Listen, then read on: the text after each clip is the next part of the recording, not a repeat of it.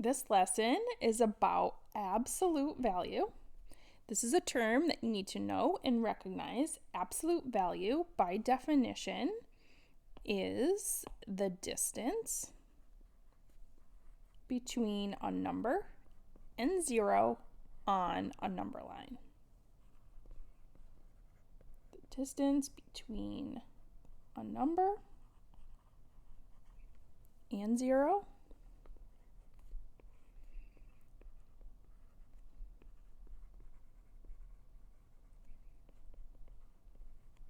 The thing with distance is that it is always positive, so your absolute value is always going to be a positive number.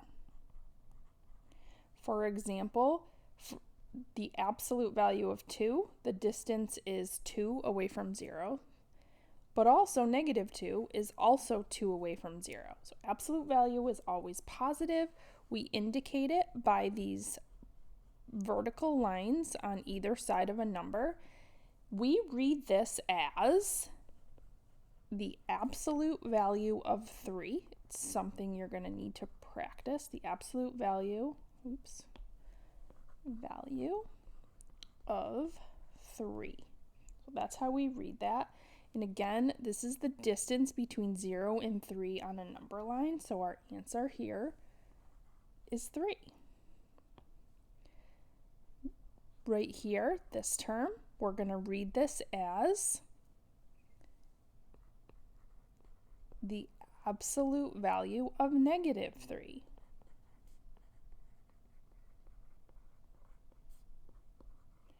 And the distance between negative and 3 and 0 on a number line is still 3. So again, that shows you that distance is always positive. So here we have some practice problems.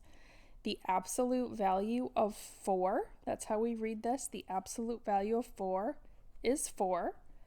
The absolute value of negative 4 is also 4. Always positive. So see if you can try the other 4 examples here.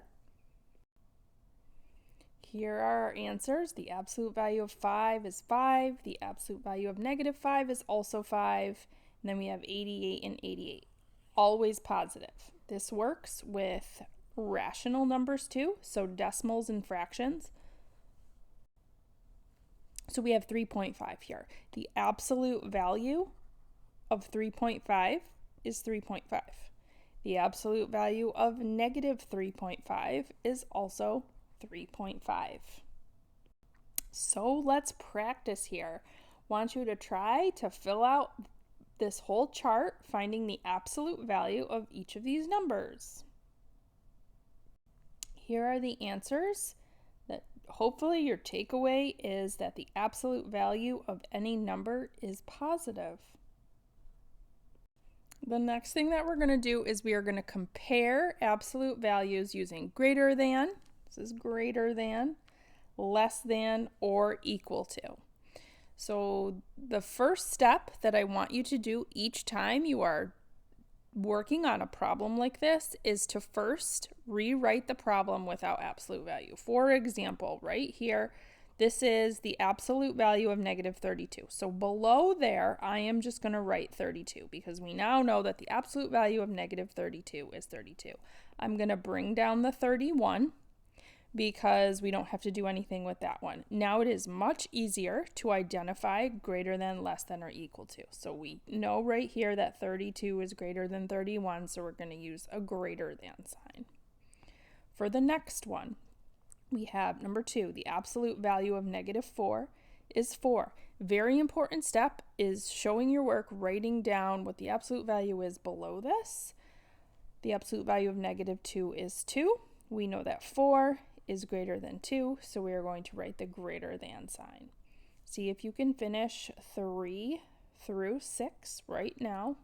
Stop right there. Okay, here are our answers. So right here, negative 10, we're just going to bring that down. It doesn't have the absolute value sign, so we're just going to rewrite it as negative 10, which is clearly less than 9. We have less than, equal to, and less than. As we start evaluating expressions, with absolute value in there, again, we are going to rewrite this. So we are going to rewrite absolute value of 9 is 9, bring down the subtraction sign. The absolute value of -2 is 2. Once we get here, then we go ahead and we can evaluate that equals 7. So try numbers 8 through 10. Here we have our answers right here.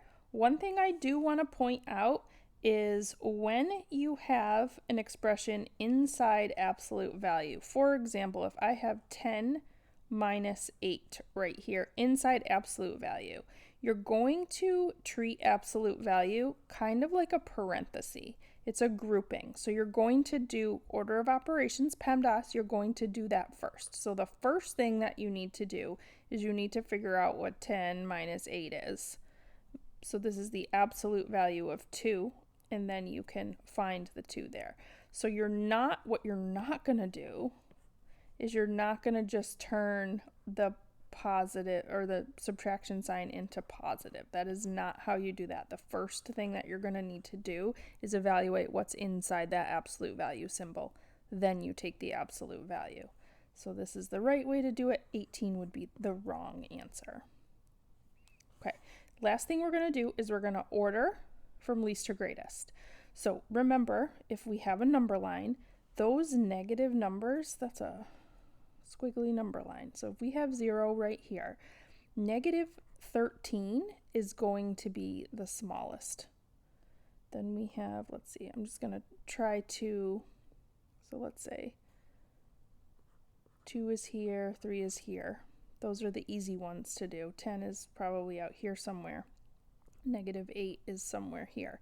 So when we order these least to greatest, you have to remember your negative numbers, the larger absolute value negative numbers are smaller. So our answer here